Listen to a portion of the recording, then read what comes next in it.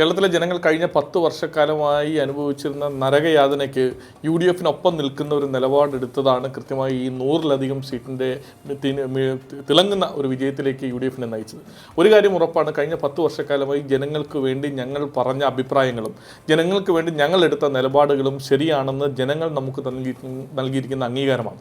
നിങ്ങൾ ശ്രദ്ധിക്കൂ, കണ്ണൂർ ഉൾപ്പെടെയുള്ള CPM-ൻ്റെ ഉരുക്ക് കോട്ടയെന്ന് അവകാശപ്പെടുന്ന സ്ഥലങ്ങളിൽ ഉണ്ടായിട്ടുള്ള വോട്ടിൻ്റെ ഒരു വ്യതിയാനം നമ്മൾ മനസ്സിലാക്കണം. കൊല്ലം ജില്ലയിൽ, തൃശ്ശൂർ ജില്ലയിലായിക്കോട്ടെ, ഏത് ജില്ലയിലാണെങ്കിലും ഉണ്ടായിട്ടുള്ളൊരു വലിയ മാറ്റമുണ്ട്. കാസർഗോഡ് ഉൾപ്പെടെ വോട്ടിനുണ്ടായിട്ടുള്ള ഒരു സ്പ്ലിറ്റ് ഉണ്ട്.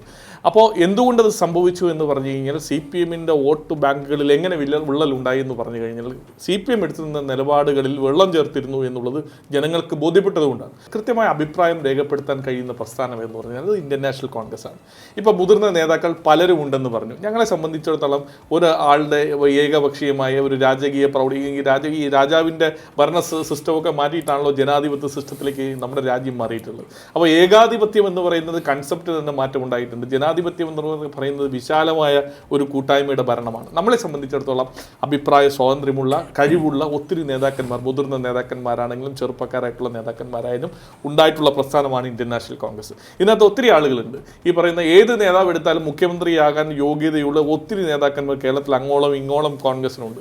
ഇപ്പം ഞങ്ങളെ സംബന്ധിച്ചിടത്തോളം ഇപ്പോൾ പിണറായി വിജയനെ മാത്രം കാണിച്ചുകൊണ്ട് രാഷ്ട്രീയ പ്രവർത്തനം അല്ലെങ്കിൽ വോട്ട് ബാങ്ക് രാഷ്ട്രീയം നടത്തേണ്ട ഒരു സാഹചര്യം കോൺഗ്രസിനില്ല. കോൺഗ്രസിൻ്റെ വിവിധ തരത്തിലുള്ള നേതാക്കന്മാരെ കാണിച്ചുകൊണ്ട് അവരെ നമ്മളൊരു കാര്യം മനസ്സിലാക്കേണ്ട ഒരു ഇതുണ്ട്. എല്ലാ നേതാക്കന്മാർക്കും അവരുടെ കഴിവുണ്ട്. ചില ആളുകൾക്ക് നന്നായി പ്രസംഗിക്കാനുള്ള കഴിവുണ്ടാവും, ചില ആളുകൾക്ക് നന്നായി ആളെ കൂട്ടാനുള്ള കഴിവുണ്ടാവും, ചില ആളുകൾ നന്നായി അഡ്മിനിസ്ട്രേറ്റീവ് കപ്പാസിറ്റി ഉള്ള ആളുകളുണ്ടാവും. ഇതെല്ലാം ചേരുമ്പോൾ മാത്രമാണ് ഒരു സിസ്റ്റം ഉണ്ടാവുക. എല്ലാം ഒന്നാണ്. ഇത് നമ്മുടെ രാജാവ് ഇന്ന ആളാണ്, ഇന്ന രാജാവിനെ വണങ്ങി വേണം നമ്മൾ മുന്നോട്ട് പോകാൻ എന്ന് പറയുന്ന ഒരു സിസ്റ്റമില്ല. അപ്പോൾ ജനാധിപത്യ സ്വാതന്ത്ര്യമുള്ള പാർട്ടി ഇന്ത്യൻ നാഷണൽ കോൺഗ്രസ്. ഇന്നത്തെ ആവാൻ ആഗ്രഹമുള്ള ആളുകളുണ്ടാവും, അഭിപ്രായമുണ്ടാവും. പക്ഷെ ഞങ്ങളെ പാർട്ടിയെ സംബന്ധിച്ചിടത്തോളം കൃത്യമായ ഹൈക്കമാൻഡിൻ്റെ നിലപാടുണ്ടാവും. ജയിച്ചു വന്ന MLA-മാരുടെ അഭിപ്രായം ചോദിക്കും.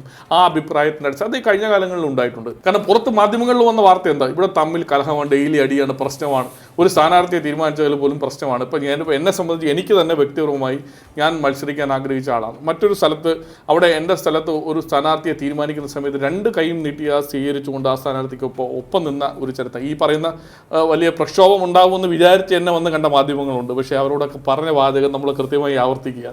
അങ്ങനെ ഒരു തർക്കം മാധ്യമ സൃഷ്ടിയാണ് എന്ന്, അല്ലെങ്കിൽ ഈ പറയുന്ന മറ്റു പ്രതിപക്ഷ പാർട്ടികളുടെ സൃഷ്ടിയാണ് എന്ന് പറയേണ്ട ഒരു സാഹചര്യം വരുന്നു. അതുപോലെ തന്നെയാണ് താങ്കൾ ചോദിച്ച ഈ ചോദ്യം. പിന്നെ അഭിപ്രായ സ്വാതന്ത്ര്യമുള്ള പാർട്ടി ആയതുകൊണ്ട് ഇതിനകത്ത് ഒത്തിരി അഭിപ്രായം വരും, താല്പര്യമുള്ള ആളുകൾ വരും.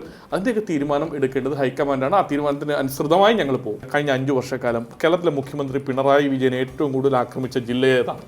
മലപ്പുറം ജില്ലയാണ്. എന്തുകൊണ്ട് ആക്രമിച്ചു? പിണറായി വിജയൻ്റെ കാറിൽ നവകേരള യാത്രയ്ക്ക് കയറിയിരുന്ന വെള്ളാപ്പള്ളി അദ്ദേഹം ഈ പറയുന്നത് പോലെ ഏറ്റവും കൂടുതൽ പ്രസ്താവന പറഞ്ഞത് മുസ്ലിം ലീഗിനെതിരെയും മുസ്ലിം ലീഗ് നേതാക്കന്മാർക്കെതിരെയും മലപ്പുറം ജില്ലയ്ക്കെതിരെയുമാണ്. എന്തിനാണ് അങ്ങനെ ഒരു താരതമ്യം?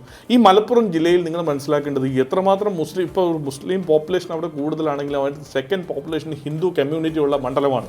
ഈ പറയുന്ന പോലെ കുഞ്ഞാലിക്കുട്ടി ഉൾപ്പെടെയുള്ള നേതാക്കന്മാരുടെ അവരുടെ വീടുകളിൽ ഉൾപ്പെടെ അവരെ കാണാൻ ചെല്ലുന്നതും അവർക്ക് വോട്ട് നിങ്ങൾ ഈ പറയുമ്പോൾ ഓരോ മണ്ഡലങ്ങളായിട്ട് അവിടെ നിയോജകമണ്ഡലത്തിനകത്ത് വരുന്ന ഓരോ മണ്ഡലങ്ങളിലും ഓരോ വാർഡുകളും ഓരോ ബൂത്തുകളും പരിശോധിക്കുക. ഹിന്ദു മേഖലകളിൽ പോലും BJPക്ക് പോലും കടന്നെത്താൻ പറ്റാത്ത സ്ഥലങ്ങളിൽ മുസ്ലിം ലീഗ് ലീഡ് ചെയ്യുന്നുണ്ടെങ്കിൽ അവരുടെ സെക്യുലറിസം, ജനാധിപത്യം അവിടെയുള്ള ജനങ്ങൾക്ക് ബോധ്യമുള്ളത് കൊണ്ടാണ്. ഞാൻ പറയുന്നത് മലപ്പുറം ജില്ലയെ കോൺസെൻട്രേറ്റ് ചെയ്തുകൊണ്ട് കഴിഞ്ഞ കുറേ കാലമായി നടത്തുന്ന അറ്റാക്ക് അത് കേരളത്തിൽ മുഴുവനായിട്ട് കമ്മ്യൂണിസ്റ്റ് മാർക്സിസ്റ്റ് പാർട്ടി കണ്ടിട്ടുള്ള യഥാർത്ഥത്തിൽ ഒരു വർഗീയ ശക്തികൾ എങ്ങനെയാണ് ചിന്തിക്കുന്നത് ആ രീതിയിൽ CPM ചിന്തിച്ചു എന്ന് പറയേണ്ടി വരും.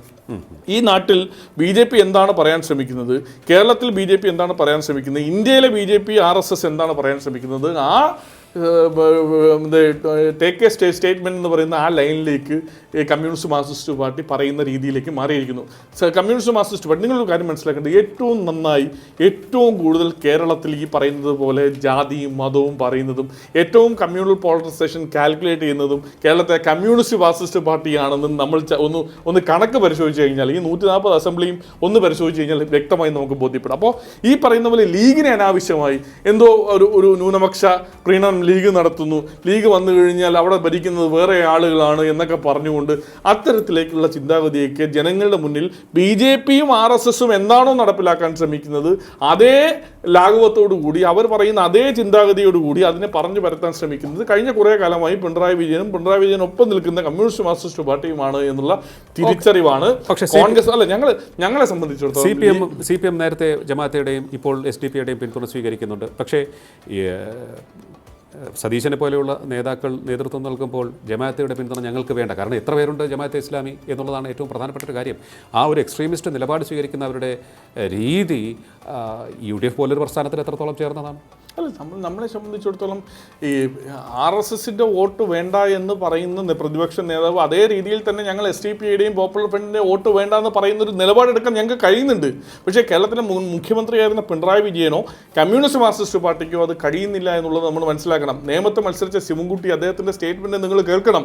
ഈ പറയുന്ന പോലെ പാർട്ടി സെക്രട്ടറി ഏറ്റവും ഒടുവിൽ നടത്തിയ പത്രസമ്മേളനത്തിൽ ആരുടെ വോട്ട് കിട്ടിയാലും ഞങ്ങൾ സ്വീകരിക്കും എന്ന് പറയുന്നത്. അപ്പോൾ വീണ്ടും മാധ്യമപ്രവർത്തകർ എടുത്തു വയ്ക്കുകയാണ്, ജമാഅത്ത് ഇസ്ലാമിയുടെ വോട്ടോ SDP-യുടെ വോട്ടോ PDP-യുടെ വോട്ടോ കിട്ടിക്കഴിഞ്ഞാൽ അവർക്ക് വോട്ട് ചെയ്യാൻ അവകാശമില്ല, ആ വോട്ട് ഞങ്ങൾ സ്വീകരിക്കില്ലേ എന്ന് പറയുന്ന പാർട്ടി സെക്രട്ടറി കേരളത്തിൽ ഉണ്ട് എന്നുള്ളതാണ്.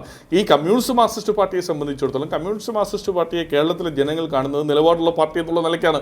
ആ നിലപാടിൽ എന്ന് മുതൽ അവർ വെള്ളം ചേർക്കാൻ തുടങ്ങിയോ ആ നിലപാടിൽ വെള്ളം ചേർക്കാൻ തുടങ്ങിയത് കൊണ്ടാണ് കണ്ണൂരിലുള്ള കമ്മ്യൂണിസ്റ്റ് മാർക്സിസ്റ്റ് പാർട്ടിയുടെ സഖാക്കന്മാർ പോലും കോൺഗ്രസിന് നന്നായി വോട്ട് ചെയ്ത് അവിടെ കണ്ണൂർ ഈ രീതിയിൽ കോൺഗ്രസിനെ വിജയിപ്പിക്കാനായിട്ട് നേതൃത്വം കൊടുത്തത്.